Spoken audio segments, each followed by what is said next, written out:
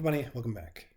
So, this time we're talking about flow work or flow energy.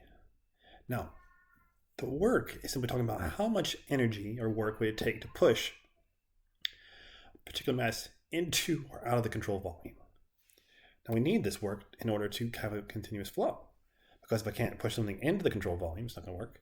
If I can't push it out of the control volume, it also won't work. So where does this come from? Well, it's a pretty simple equation. From your physics class, you should remember that work is equal to force times distance. Now, when it comes to a fluid flow, that force is always in the form of a pressure. So we have that right here, pressure times area. And the second thing we realize is that area times length is a volume. And if we want to put that on per mass basis, we can have specific volume. So work of the flow is equal to pressure times specific volume. Now, so long as there is no acceleration, the force applied on a fluid by a piston is the same as what's exerted on the piston by the fluid. So things like this. So you're going to see these two situations a lot, where one, you have it pushing into just an open space. Well, I say open, but it's filled with water or air or something else. And the second one, where we're pushing a piston and doing some work. Now, the total energy of a flowing fluid.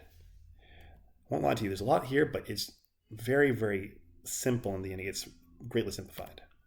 So this is my total energy of a flow. Now, this is for a flowing fluid. It's moving. And because it's moving, it's going to have kinetic energy. It's going to have potential energy, possibly. It's going to have internal energy. And also it's going to have this work of the flow that's going to be pushing parts of it into where it needs to go. Now, this right here should look very familiar. The reason for that is that's enthalpy. It's the reason we define enthalpy, because it simplifies this greatly. Another thing to think about is that in most cases, kinetic energy and potential energy changes are negligible. And so in most cases, what we're going to get is just this guy right here. The total energy of flowing fluid is going to be the enthalpy. Now, how does that energy get transported?